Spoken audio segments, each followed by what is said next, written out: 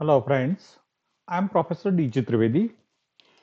I am taking your paper PPH 1802 Unit 4 Digital Electronics.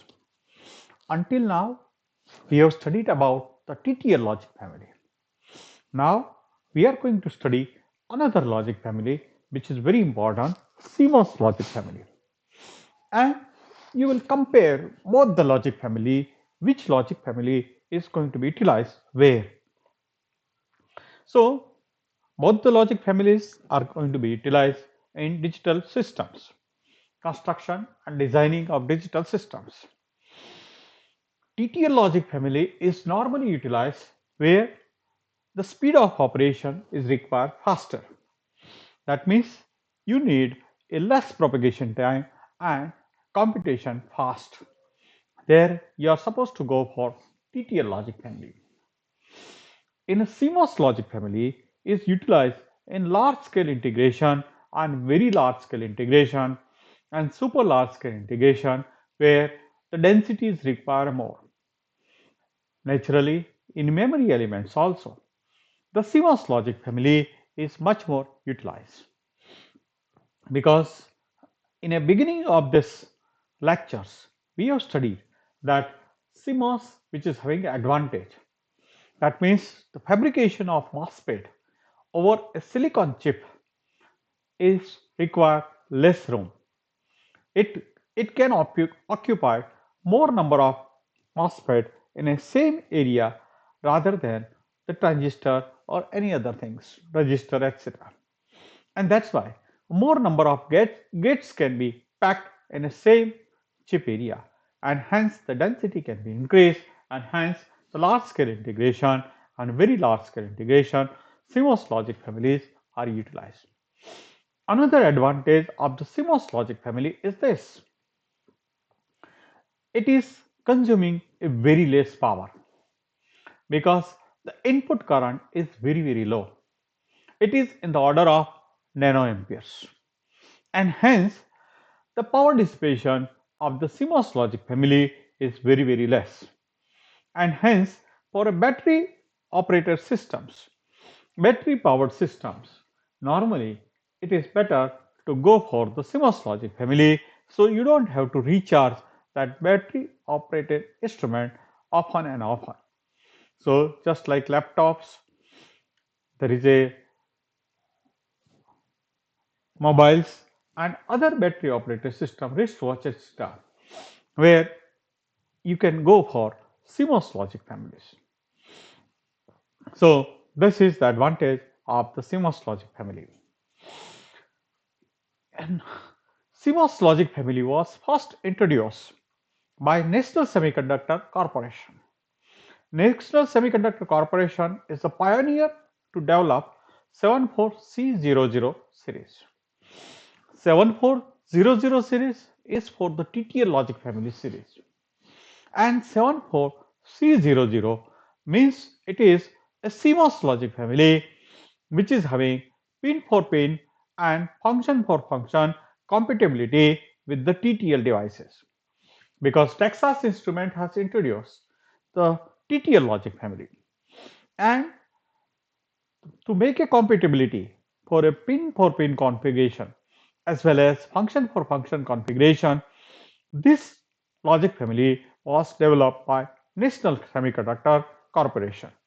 So you can replace TTL logic gates or TTL IC with the CMOS IC. The function is not going to be changed, because you can consider like this way. In a TTL, if the first gate was developed 7400, which is nothing but quad 2 input NAND gate. NAND gate is the function and 2 input NAND gate is the function actually.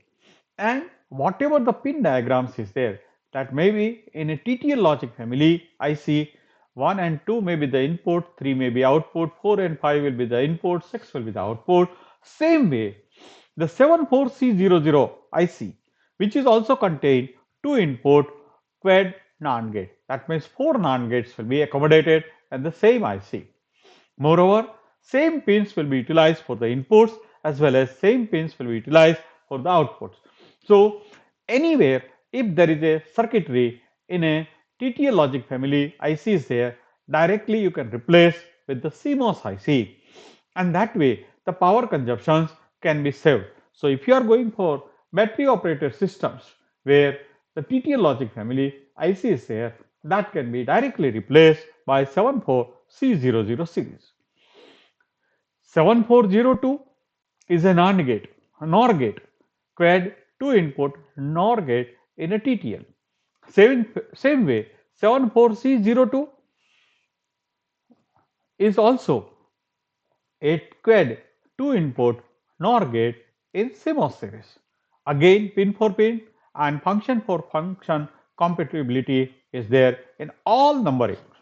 That's why you can directly replace this one, and that is the reason for SSI and MSI CMOS series in 74C00 series was developed, and which can be make interchangeability with the TTL logic families. I see. So we are starting with 14.9 74C00 CMOS series. National Semiconductor Corporation pioneers the 74C00 series, a line of CMOS circuits that are pin for pin and function for function compatible with the TTL device of the similar numbers. For instance, the 74C00 is a quad 2 input NAND gate like TTL 7400 IC. 74C02 is a quad 2 input NOR gate like NAND gate, a NOR gate in a TTL, and so on. This CMOS family contains variety of the small scale integration, SSI, and medium scale integration, MSI chips that are how you can replace many TTL design by comparable CMOS designs. This is useful if you are trying to build battery powered equipments where you can replace CMOS ICs in place of TTL ICs. The 74HC00 series is the high speed CMOS family. So, the main drawback of the CMOS logic family is the long propagation delay time. Normally, propagation delay time of CMOS IC 74C00 series is from 25 nanoseconds to 100 nanoseconds depending upon the power supply and other factors, input voltage, etc. So, this propagation delay time is very large. So, because of this, the operation becomes slower. That is the main drawback of the CMOS logic family, and that is the advantage of TTL logic family, where TTL typical propagation delay time is only 10 nanoseconds. That's why it is faster. We are going to study now the universal logic gates in a CMOS logic family, which was developed by National Semiconductor Corporation. We have already studied that CMOS inverter. There are three types of the CMOS with the NOT gate inverter we have studied. CMOS with the passive load, that means normal resistance was utilized, which was replaced by another CMOS, which gate is connected with the drain, and that way that upper node N channel MOSFET was utilized as a resistor, and that way uh, the CMOS inverter, MOS inverter with the active load was utilized. And then we have seen this kind of inverter Q1 and Q2, they are forming a combinational logic circuit, or you can say that it is forming a complement to each other. Q1 is a P channel MOSFET and Q2 is the N channel MOSFET. When gate to source voltage is greater than VGS threshold voltage, then that gate current or there is an invergence layer is going to be established, and the transistor is start working or it is start conducting, and the electrons will be flow from drain to the source in a N channel MOSFET, and holes will be flowing from drain to the source, or electrons will be moving from source to the drain in a P channel MOSFET. So N-channel MOSFET, gate has to be positive with respect to the source. And in case of the P-channel MOSFET, gate has to be negative with respect to the source. Then P-channel MOSFET will be conducting. So here the NAND gate and NOR gates are going to be prepared using this kind of inverters. You can see that. So there is a complementary connections like this is going to be there. Figure 14.33 shows a Cmos NAND gate. The complementary design of input and output stage is typical of Cmos devices. Notice that Q1 and Q2 form one complementary connection and Q3 and Q4 form another complementary connection. Visualizing this transistor as switches because either they are going to be conducting or they are not going to be conducting. Q1 and Q2, that is forming one complementary pair. Q1 is a P-channel MOSFET, Q2 is N-channel MOSFET. Similarly, Q3 is N-channel MOSFET and Q4 is a P-channel MOSFET. They are forming another complementary pair. You can visualize this one. Q1 and Q4, they are connected in parallel. So you can visualize them. They two are working as a parallel switch. Either Q1 is closed or Q4 is closed, then VDVD is going to be available at the output wire. If Q2 and Q3, they are working in a series switch. So these two N-channel MOSFETs, if they are both are conducting, then they are going to be closed and output is connected with the grounds. So that way you can consider that Q2 and Q3 as a switch will be there. And that way, if both are going to be conducting and both the switch is going to be closed, then and then only output is going to be low. So this way, the NAND gate is going to be working. Now, you know what is the NAND gate truth table? There are two inputs. Both the gates are going to be common and they are going to be taken as a shorted and taken as an input. So this is the input. Both the drain are going to be shorted and that is your output Y will be there. This source and substrate, they are going to be connected for the P-channel MOSFET with the VDD. And here the source and substrate for the N-channel, they are going to be connected with the grounds. And this way, the normal biasing is going to be provided with N-channel and P-channel MOSFETs. Now what happens?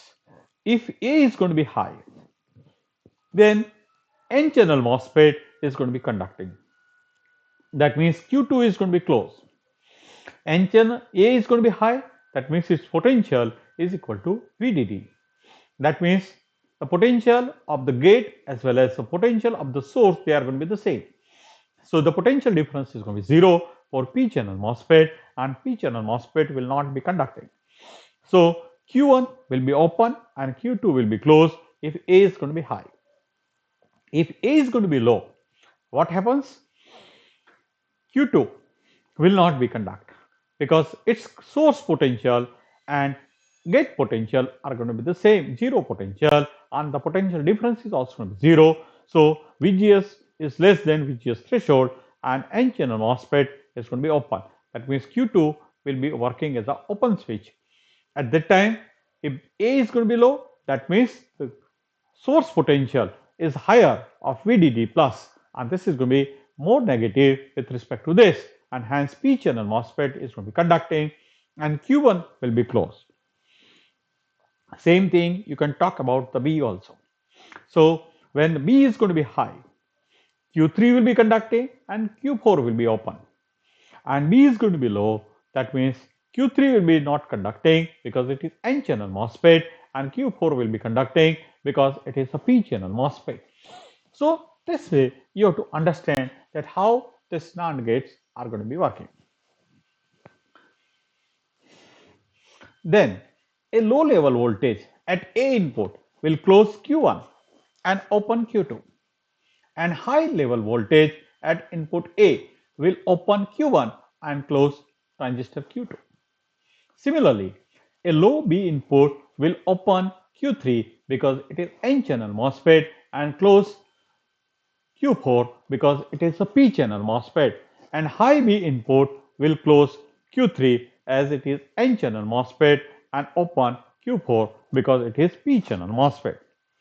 In figure 14.33, the Y output is filled up to the supply voltage when either Q1 or Q4 are conducting, because Q1 and Q4 are acting like two parallel switch.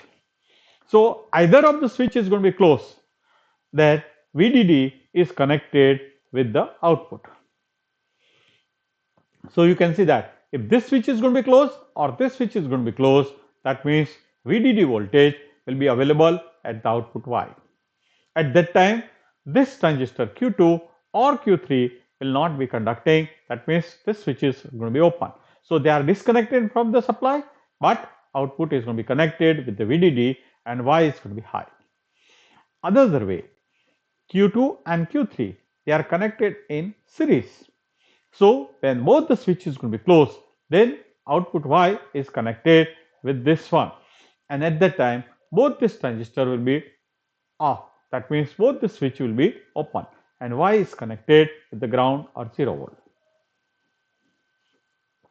Figure 14.33, the Y output is pulled up to the supply voltage when either Q1 or Q4 is conducting. The output is pulled down to the ground only when both the switch Q3 and Q2 are conducting. If you keep this in mind, it is simplified the following discussion. That means it can satisfy this truth table. This is the CMOS NAND gate truth table. A and B is the input and Y is the output. If A input is low and B input is low, that means P channel MOSFETs are conducting. That means Q1 and Q4 are conducting and output Y is going to be high. So if either of this input, either A is low or B is low, then either the transistor Q1 is conducting or Q4 is conducting and Y is connected with the VDD, and that means output is going to be high. When both the input is going to be high, if A is high and B is high, that means N channel both the MOSFETs Q2 and Q3 are conducting, they are in a series, and that means Y is connected with the ground and output voltage is going to be 0 volt and that is considered to be low. So that way this circuit can fulfill the requirement of CMOS NAND gate truth table. Case 1. Here A is low and B is low. Because A is low, Q1 is close. Therefore, Y is pulled up to the high through the small resistance that means small on resistance of conducting transistor Q1. Case 2. Now A is low and B is high. Since A is still low, Q1 remains closed and Y stays in the high state. Case 3. The A input is high and B input is low. Because B is low, Q4 is closed. This pulls Y up to the supply voltage through the small resistance of Q4. Case 4. A is high and the B is high. When both the inputs are high, Q2 and Q3 are closed, pulling the output down to the ground level. Table 14.6 summarizes all input-output possibility. As you can see that this is the truth table of a positive NAND gate. The output is low only when all the input is going to be high. To produce the positive AND gate function, we can connect the output of 14.33 to the CMOS inverter. So this way we have built up a 2-input NAND gate. If you are interested for a 2-input AND gate, what you have to do? NAND gate is nothing but AND gate which is followed by inverter. Again you place one more inverter to this circuit. That means again it will convert to the AND gate. So that way 2-input AND gate you can derive by introducing one more inverter to this circuit. Now the next is another universal logic circuit is CMOS NOR gate. Again the same way, there are the basic requirements is the CMOS inverter, but the connections of the CMOS inverter are in different way. Here you can see that to prepare a NOR gate, This Q1 and Q2, they are connected as a series switch. Both are p-channel MOSFET. Q1 and Q2 both are p-channel MOSFETs and they are connected in series connections. So that when both are going to be connected, both are going to be conducting, then and then only output will be in the high state. If either these two switch Q3 and Q4, which are n-channel MOSFETs, so either of this transistor is conducting, both are connected in parallel. That means Y is connected with the grounds, or that means the Y output is going to be low. When this is going to be possible, either A is going to be high or B is going to be high or both is going to be high. Q3 and Q4 will be conducting because they are n-channel MOSFET. At that time, Q1 and Q2 they will be disconnected and output is connected to the grounds and output is going to be high. So in an OR gate, it is required that when both the input is going to be low, then output should be high. If any one of the input is going to be high, then output should be low. So you can see that if A is high or B is high, that means this two transistor is going to be conducting and that means output Y is going to be low. When both the input is going to be 0, 0, A is equal to 0, B is equal to 0. That means transistor Q1 is also conducting, transistor Q2 is also conducting because both are p-channel MOSFET. So A is going to be 0, gate voltage is going to be 0 and source voltage is going to be VDD. That means these two transistors will be conducting and hence the output Y is connected with the VDD and output is going to be in the high state. So in a figure 14.34 shows a CMOS NOR gate. The output goes high only when both the transistors Q1 and Q2 are closed because they are connected in series switch. The output goes low if either Q3 or Q4 is closed. There are four possible cases like NAND gate. Case 1, when A is low and the B is low. For both the inputs low, Q1 and Q2 are closed as they are p-channel MOSFET. Therefore, Y is pulled to the high through the small series resistance of Q1 and Q2. Case 2, A is low, the B is high. Because B is high, Q3 is closed. Q3 is n-channel MOSFET, it is conducting and pulling the output down to the ground. Case 3, A is high and B is low.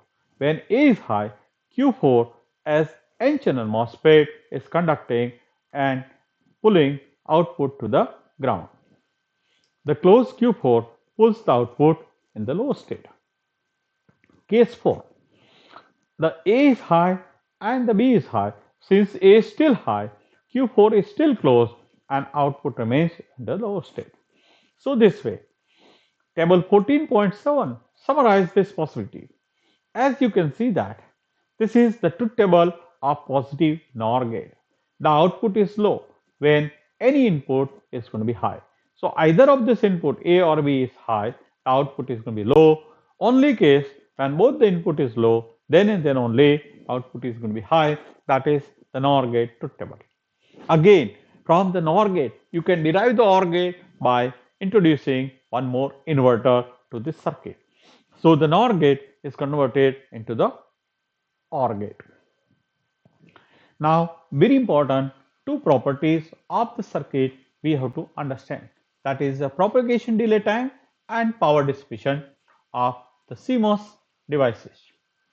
Again, what is the propagation delay time? You know that once you give the input, once you change the input, output is also changing.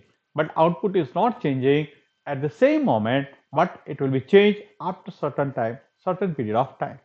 So this minimum amount of time after the input have been changed, the output will be set. That is called propagation delay time.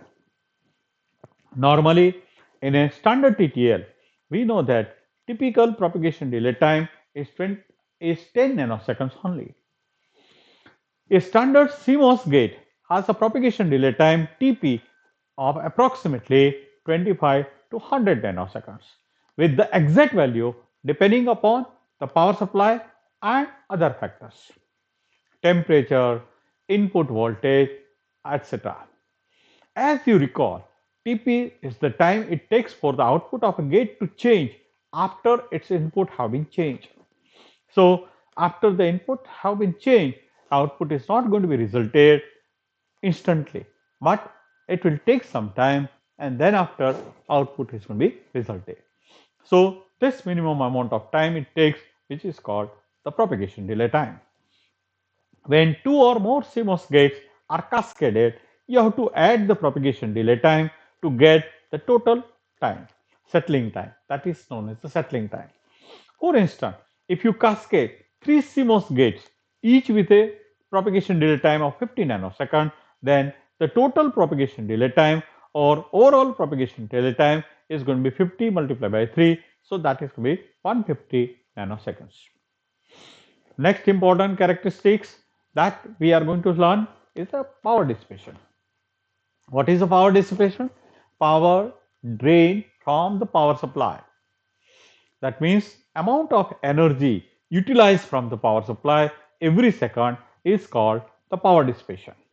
And that is nothing but the VDD voltage or VCC voltage multiplied by the current drain from the power supply by each gate when it is a steady condition. So static power dissipation. So here we have to study two type of power dissipation. One power dissipation is called the static power dissipation and another one is called the active power dissipation. So here we have to understand what is the static power dissipation.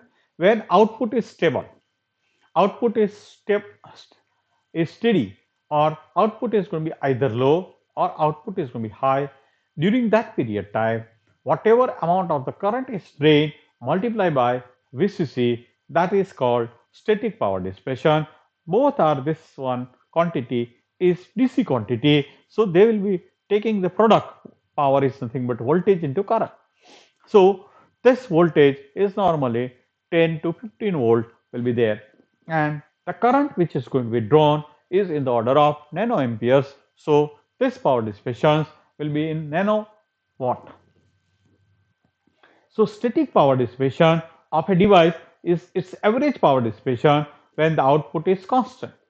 Output is going to be either high or output is going to be low.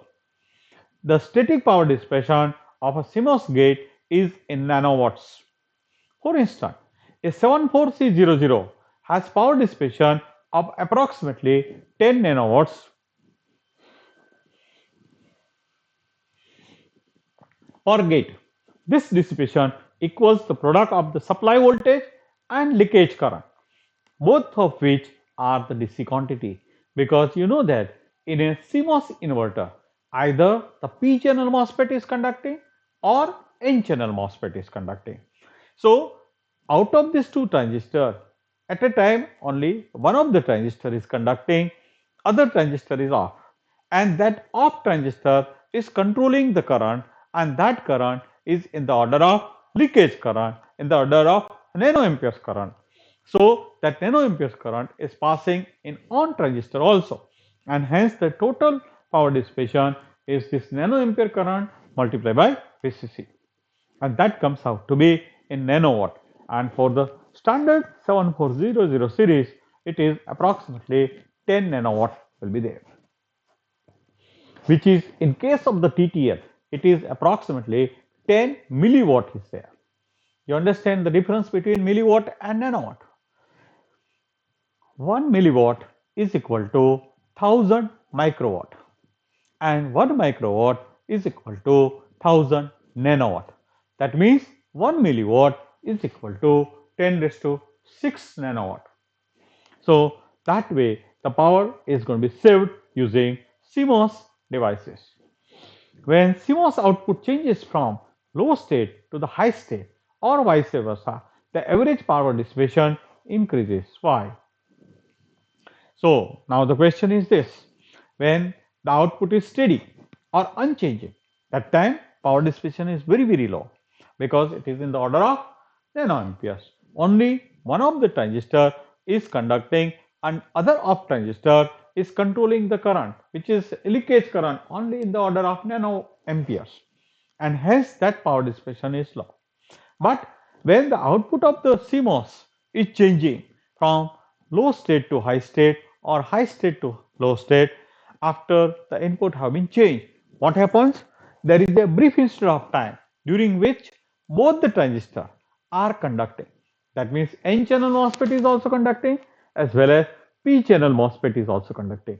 When that input voltage is passing from VCC by 2, both the transistors will be changing during that input transition, and hence the current is passing through both the transistor heavily, and that current spike is going to be occur. So when there is a transition from low to high or high to low, the output current is going to be set up, and that's why the power dissipation is going to be increased, and that way the average power dissipation is also going to be increases. So when the CMOS output changes from low state to the high state or vice versa, the average power dissipation increases. Why? The reason is that during the transition between the state, there is a brief period when both the MOSFETs are conducting. This produces a current spike, quick rise and fall in the supply current. Furthermore, during the transition, any stray capacitors across the output has to be charged before the output voltage can change. So even output can be set up across the output capacitance of a CMOS device, that is invariable present, that is called stray output capacitance will be there. So that stray output capacitance will be charged through the output impedance of the CMOS devices. So it also additionally drain the current from the power supply, and that means the total current from the power supply is going to be increased, and the active power dissipation is increased here. This capacitive charging draws additional current from the power supply.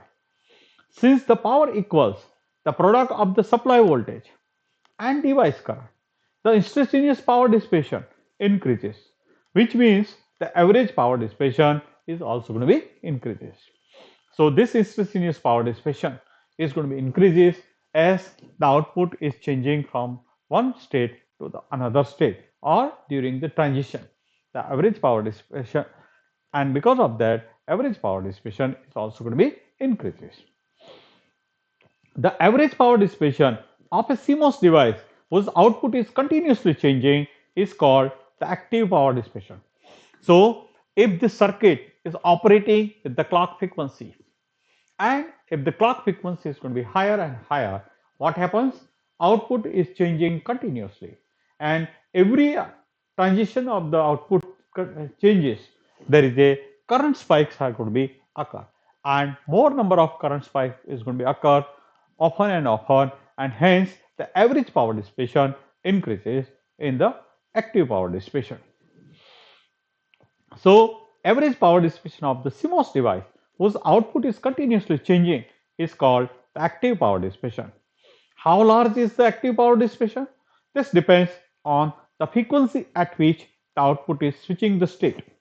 So if the number of clock pulses occurring more and more times, output is switching from one state to another state, and hence the power dissipation, instantaneous power spikes is going to be occurring more and more, and hence the average power dissipation is going to be increases. That means active power dissipation is also going to be increases, which is a frequency dependent. So if frequency is higher, the active power dissipation is also going to be increasing. It is also depending upon the supply voltage. If the supply voltage is going to be higher, the voltage multiplied by current. That way the power dissipation is also going to be depending upon the supply voltage. This is the graph. You can see that this graph indicates the active power dissipation of a 74C00 IC. Axis frequency curve is there, and on a y-axis there is a power dissipation is taken in milliwatt. Both the scale are logarithmic scale. So this graph is known as a log to log graph. Generally, you know about the semi-log graph. That means one axis there is a logarithmic, another axis is a normal. Here both the axis is calibrated in logarithmic scale. Here you can see that starting from this frequency 10 raised to 3 Hz, That is, instead of 0, they have started with the origin with 10 raised to 3 hertz, that is 1 kilohertz. That means 10 raised to 4 hertz, that is 10 kilohertz. Then 10 raised to 5 is 100 kilohertz. 10 raised to 6 is 1000 kilohertz or 1 megahertz or something. And this is going to be 10 megahertz, like that way. So large range is going to be accommodated here. That's why it is called log graph. Similarly, this is zero point 0.1 milliwatt, then 1 milliwatt and 10 milliwatt. That way the y-axis is calibrated. You can see that as the frequency increases, the power dissipation is also going to be increases linearly. You can see here. But this is a graph of logarithmic scale. So it is increasing very high. You can see that lower frequency, the power dissipation is very low. This is 0.1 milliwatt, so it may be maybe in the nanowatt or it is in a microwatt will be there for the lower frequency. But as the frequency is going to be higher and higher, it will be reaching up to 10 milliwatt or higher than that. For megahertz frequency or more than megahertz frequency, it can be even higher than 10 milliwatt power dissipation. Here, the load is kept 50 pf, that means 50 picofaraday. Output state capacitance is kept to be 50 picofaraday is there. At that time, this reading was taken. Moreover, you can see that with respect to the VCC, if it is 5 volt is there VCC, the power dissipation was less. But when it makes a 10 volt VCC, the power dissipation is increased. With the same frequency, the power dissipation has increases. You can see that from here it has gone to here. And for the 15 volt VCC, the power dissipation is still higher. So with the power dissipation is depending upon the frequency as well as the VCC voltage. VCC voltage increases, power dissipation increases. Frequency increases, the power dissipation increases. That is, you can conclude about this graph. When the operating frequency increases, the current spike occurs more often and active power dissipation increases. Figure 14.35 shows the active power dissipation of a 74C00 versus frequency of load capacitance of 50 pf. As you see, the power dissipation per gate increases with the frequency and the supply voltage.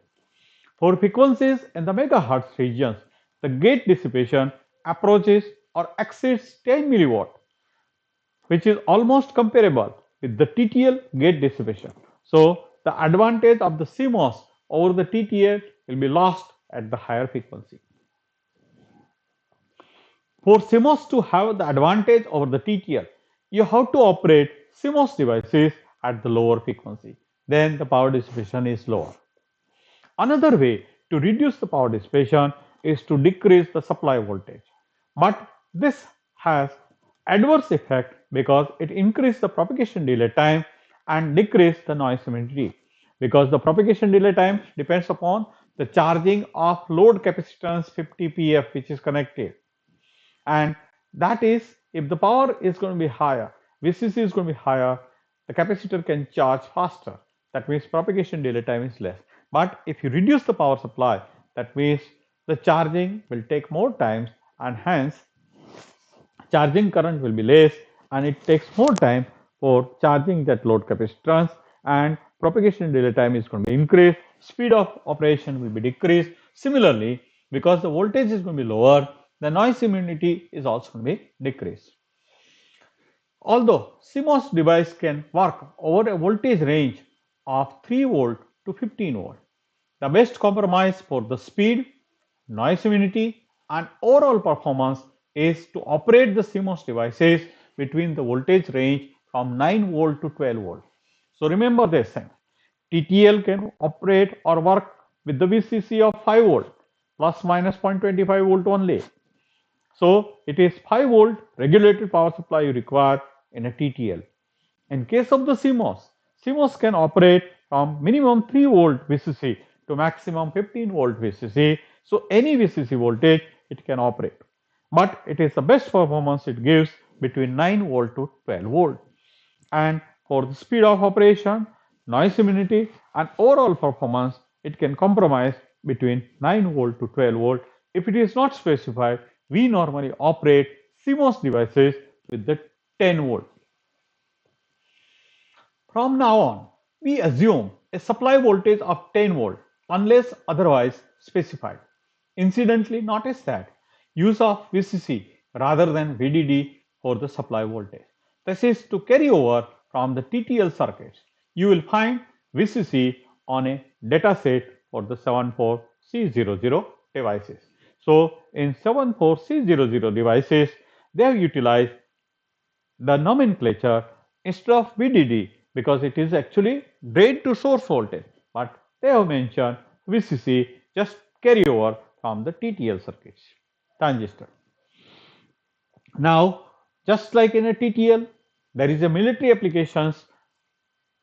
CMOS devices is also going to be introduced.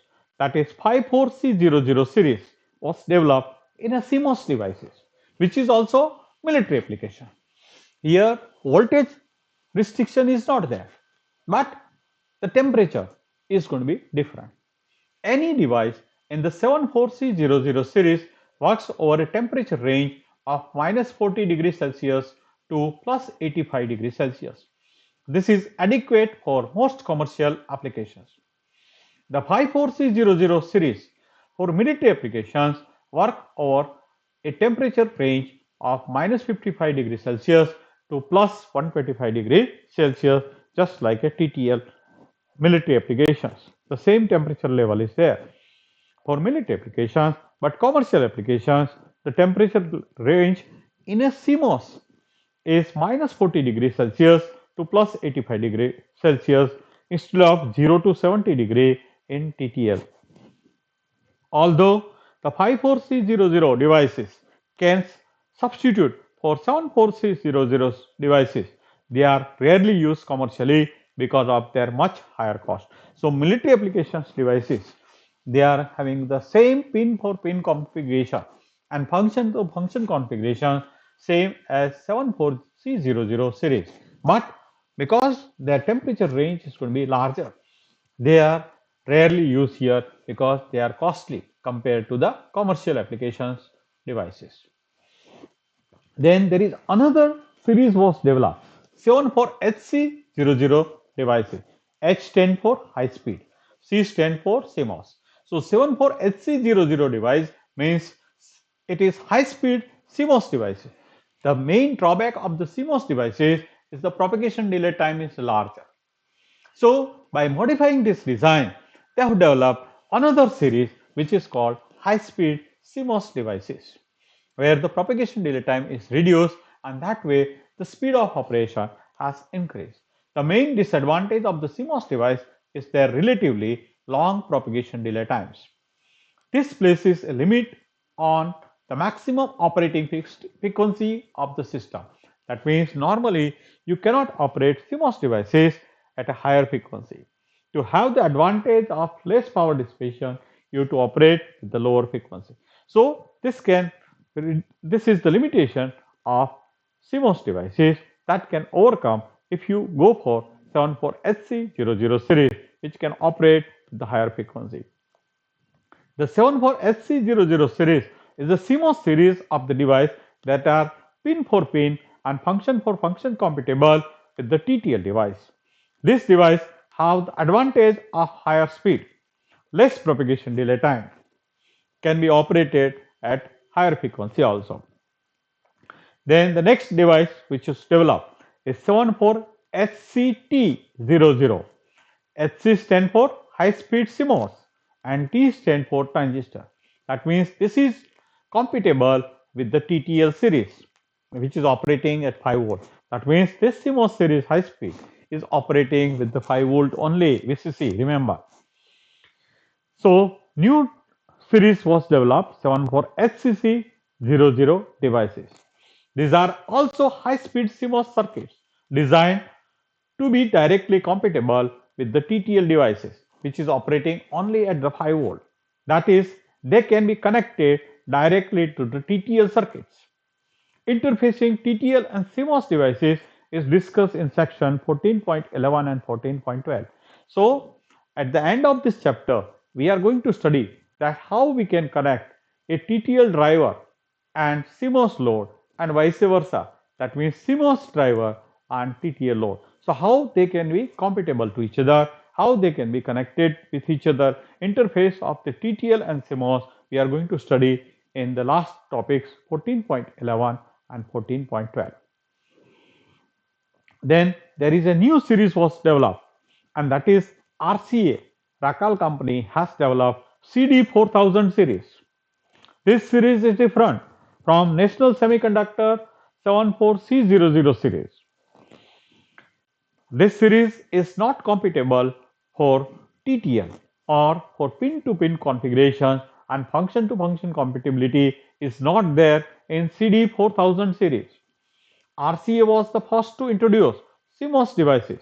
The original devices were numbered from CD4000 upwards. So their nomenclature is not from 74C00 series, but it is from CD4000.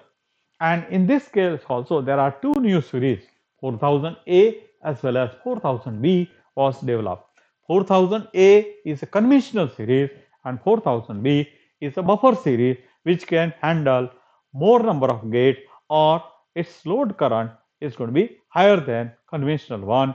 So higher fan out can be possible with buffer series. This 4000 series was soon replaced by 4000A series, which is known as a conventional series, and 4000B series, which is called buffer type series, which can handle more amount of load current. The 4000A and 4000B series are widely used. They have many functions not available in 74C00 series.